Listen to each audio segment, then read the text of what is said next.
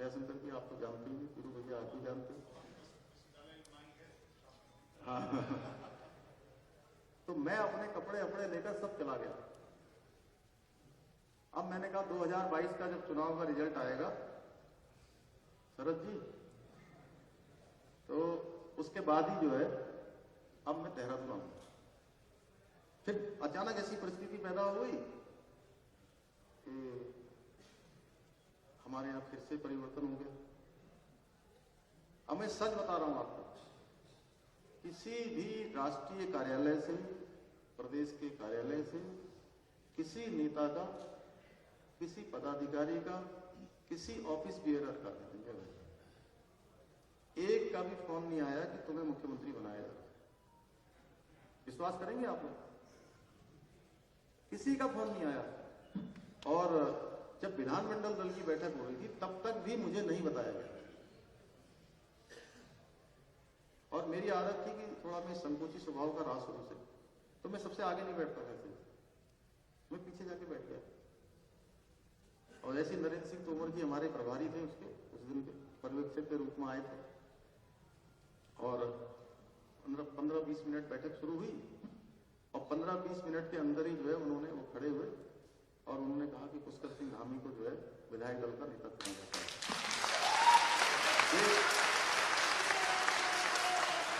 कोई दूसरा नाम नहीं आया, एक ही नाम आया।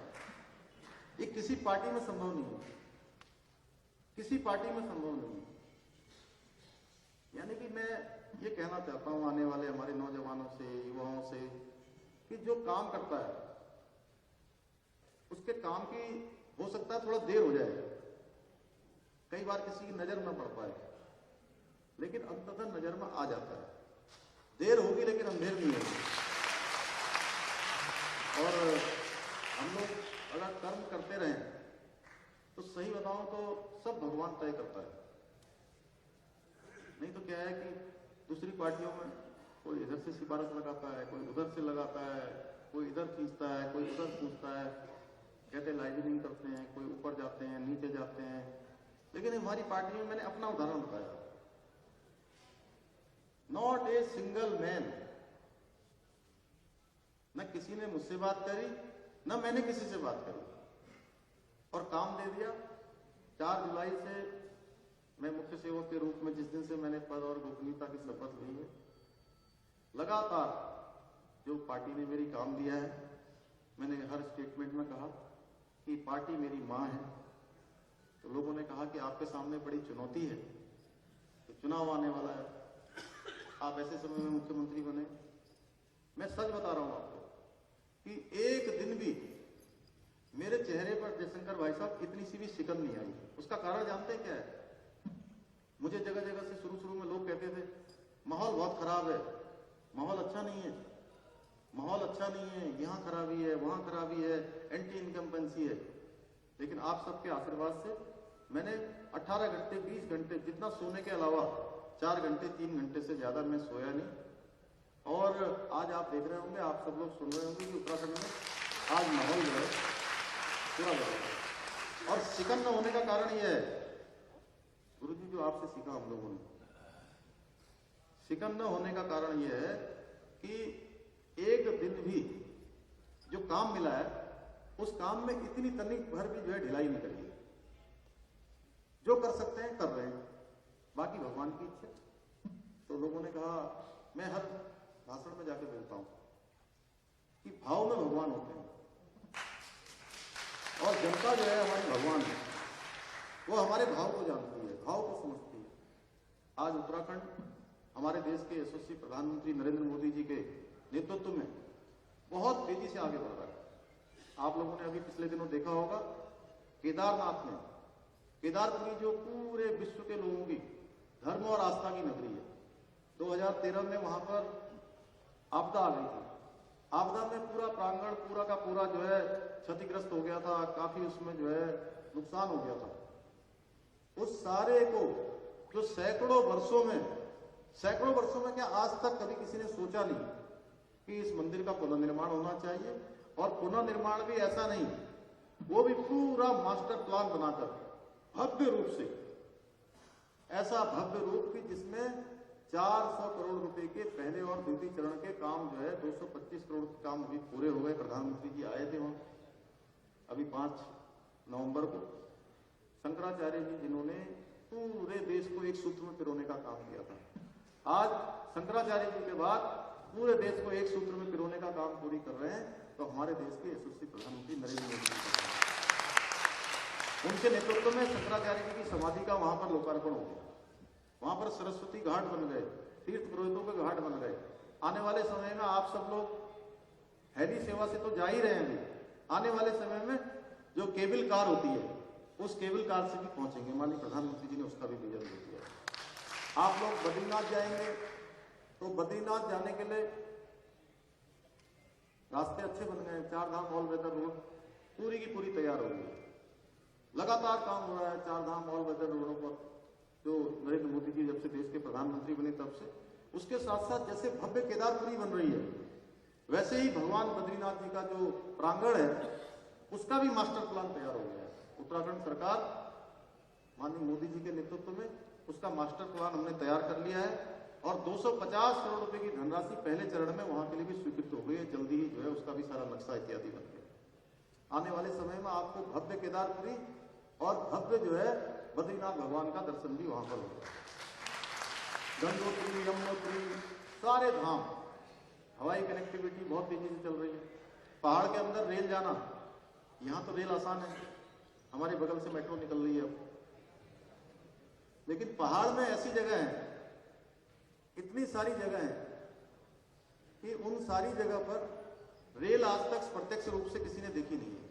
बहुत सारे बच्चों को जो उनको लाया जाता है घुमाने के लिए, बिहार करवाने के लिए, तो उसमें से एक बड़ा काम ये भी होता है कि रेल दिखानी है, चलती हुई रेल। और आज 125 किलोमीटर की नीरज भैया ऋषिकेश से कर्णप्रयाग तक रेल लाइन का काम चल रहा है। बड़ी बड़ी मशीनों से पूरे पहाड़ काटे जा रहे हैं और इसमें 18 टनल, इसमें 100 मीटर की टनल है, 12 रेलवे स्टेशन है। अब पहाड़ पर जाया जा सकता। ये सब नरेंद्र मोदी जी के प्रधानमंत्री बनने के बाद हुआ। हमारे यहाँ एम्स खुल गया है, तमाम काम मैं वो गिनाऊंगा तो बहुत लंबा हो जाएगा। मैं आपको केवल एक बात बता रहा हूँ कि पूरे देश के अंदर जिस प्रकार से आज मोदी जी के नेतृत्व में पूरे भारत का मान सम्मान और स्वाभिमान बढ़ा है। अभी आपने देखा होगा G24 में गए थे प्रधानमंत्री जी, जहां उन्होंने कहा 1 वर्ल्ड 1 सन 1 ग्रेड, तो पूरी दुनिया के लोगों का आज एक्सेप्टेंस बढ़ा है। उनके नेतृत्व में आज भारत आगे बढ़ रहा है। मैं एक सैनिक का बेटा हूं और बचपन से मैंने सेना के लोगों का दर्द देखा है कि किस प्रकार से जब लड़ाई लगती है, वार होता है, तो कितनी उनके घरों में किस प्रकार का माहौल होता है। और कोई शहादत होती है तो जब तक 5 दिन तक, 4 दिन तक, कभी कभी 6 दिनों तक, जब तक उनकी बॉडी, उनका पार्थिव शरीर उनके घरों में नहीं पहुंचता है, उन घरों की क्या स्थिति होती है। 1962 की जो लड़ाई हुई थी भारत और चीन की, उस लड़ाई के बाद, क्योंकि मैं तो उस समय पैदा भी नहीं हुआ था, लेकिन जो हमने पढ़ा, जो सुना कि जिस प्रकार का हमारे देश के अंदर उस समय नेतृत्व था, उसके कारण से कहीं ना कहीं मन में एक संदेह रहता था कि अगर चीन की सेना से लड़ाई होगी तो क्या होगा, कैसे हम मुकाबला करेंगे। लेकिन आज पहली बार देश के अंदर जो 1962 से लेकर अब का संदेह था, जो न्यूनता छिपी हुई थी, उस न्यूनता को और उस संदेह को समाप्त करने का काम किसी ने किया है, तो भारत माँ के लाल नरेंद्र भाई के नेतृत्व में अभी गलवान घाटी में भारत के सैनिकों ने किया है। 20 ऐसे सैनिक जो हमारे शहीद हुए।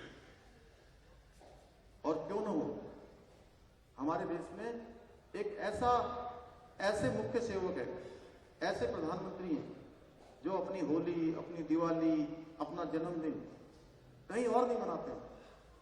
आप देखा होगा सैनिकों के बीच में मनाते हैं, जो -डिग्री तापमान में काम कर रहे हैं, हमारी सीमाओं की सरहद की रक्षा कर रहे हैं, उनके बीच में जाकर मनाते हैं। तो आज हमारा पूरा देश सुरक्षित है, भारत एक मजबूत भारत बन रहा है, भारत का मान सम्मान और स्वाभिमान पूरी दुनिया के अंदर बढ़ रहा है। आप सब लोगों का मैं आज बड़ा आभारी हूँ, विशेषकर से आपके तो बहुत कार्यक्रम लगे होंगे, उसके बावजूद भी आपने पूरा समय दिया। डॉक्टर दिनेश शर्मा जी, हाँ, तो डॉक्टर दिनेश शर्मा जी को मैंने खुद ही निवेदन किया कि उनके बहुत कार्यक्रम लगे हुए थे, मैं विलम्ब भी हो गया और मैं सोच नहीं रहा था कि इतनी बड़ी संख्या में आप लोग आएंगे। मैंने सोचा कि कुछ 10, 20, 50 प्रमुख लोग होंगे, उनके साथ घूमेंगे फिरेंगे और विश्वविद्यालय के कमरे तक जाएंगे, वहां से फिर कुलपति जी के यहाँ जाएंगे, तो जो भी उनका वो होगा। लेकिन आप सब लोगों ने इतना दिल खोलकर और पूरे भाव से, मुझे अपने बचपन के सारे दिन याद आ गए। कितनी हैं वो, हम लोग दिन भर घूमते थे वहाँ, वो बसंती चाची के वहाँ पर जो है वो पकौड़े और चाय। और मैं जब देहरादून चला गया सन 2000 में, जब उत्तराखंड बना, तो वहाँ अंकुरित चने मिलते ही नहीं थे। और एक दिन तो मैं आपको बताऊं कि मैं जो है रात में वहाँ 9 बजे सब शांत हो जाता था। ठंडा बहुत होता है दिसंबर के महीने में, नवंबर के महीने में, दिसंबर के महीने में बहुत ठंड हो जाती है। उस समय और ज्यादा ठंड होती थी, आज से 21 साल पहले। तो 9 बजे 10 बजे सब बंद हो जाता था। और यहाँ छात्रावास में हम लोगों की आदत क्या थी, 11 बजे 12 बजे जो है लौट के आते थे। फिर खाना भी एक साथ जो है 10-15 लोग खाते थे। कहीं रोटी बन रही है, रोटी लाते थे, सब्जी और दाल अपने कमरे में बना लेते थे। तो एक दिन मैं सही बताऊं तो अपना जो है पूरा मैंने वो ओढ़ा, रजाई ओढ़ी होटल द्रोण में, और मेरे आंसू निकल गए कि मैं कहाँ आ गया। तो इतना लगाव, और विश्वविद्यालय के छात्रावास से जो भी निकलता है, अब तो मेरे ख्याल से सब व्यवस्था बदल गई है। वो वहां पर मिलते थे ना, वो अपने मंदिर के बगल में, पप्पू भैया के यहाँ, पप्पू भैया के यहाँ, पप्पू ढाबा। तो जो विश्वविद्यालय के छात्रावास में रह लेगा 4, 5, 6, 7 साल, तो फिर उसकी इतनी आदत खराब हो जाएगी कि बड़े बड़े वो, उसको बहुत बड़ी नौकरी मिल जाए, बहुत बड़ा काम मिल जाए, लेकिन विश्वविद्यालय का जो आदत है वो हमेशा याद आती है। और वो आज तक भी हमारे स्मरण में है, हमेशा स्मरण में रहती है, और वही आदत पड़ी हुई है। तो आप सभी का बहुत धन्यवाद। मैं कल तक यहाँ रहूँगा, कल भी दिन भर यहाँ कार्यक्रम है। सवेरे माननीय मुख्यमंत्री जी से भेंट है, उसके बाद दिन में कुछ अलग कार्यक्रम है, शाम को यहाँ महापरिषद के लोगों का कार्यक्रम है। आप सबके बीच में आना होगा, अभी अलग से बता देंगे। हाँ ठीक है।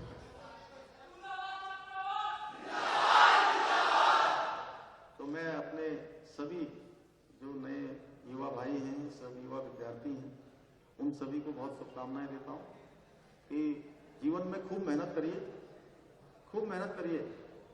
और मेहनत करने वालों की कभी भी जो मेहनत है वो बेकार नहीं जाती है। और दुनिया में और हिंदुस्तान में जिन लोगों ने भी इतिहास बनाने का काम किया है, जिन लोगों ने भी साधारण से असाधारण की यात्रा की है, जिन लोगों ने धरती से आसमान को छूने का काम किया है, वो सारे के सारे लोग साधारण परिस्थितियों में और साधारण स्थितियों में पैदा हुए हैं, लेकिन उन्होंने अपने परिश्रम से, संकल्प से, इच्छा शक्ति से, दृढ़ इच्छा शक्ति से उन्होंने वो काम करके दिखाया है जो लोगों को असंभव लगता था। तो आप सब लोगों से मेरी शुभकामनाएं है कि आप सब लोग आने वाले समय में धरती से आसमान को छूने का काम करेंगे, साधारण से असाधारण की यात्रा करेंगे, खूब आगे बढ़ेंगे। मेरी बहुत बहुत शुभकामनाएं। और सभी आयोजकों का कि आप सब लोगों ने इतना शानदार कार्यक्रम किया है, इतना मुझे इतना मेरा स्वागत किया कि मैं तो आपके बीच में आपके भाई के रूप में आया था, आपके साथी के रूप में आया था। तो लेकिन आप लोगों का मैं ये स्वागत देखकर मैं अभिभूत हूँ। मैं जितना भी आपका धन्यवाद करूँ उतना कम है। इतना ही कहते हुए पुनः आप सभी का एक बार दिल की गहराई से धन्यवाद। जय हिंद, जय भारत।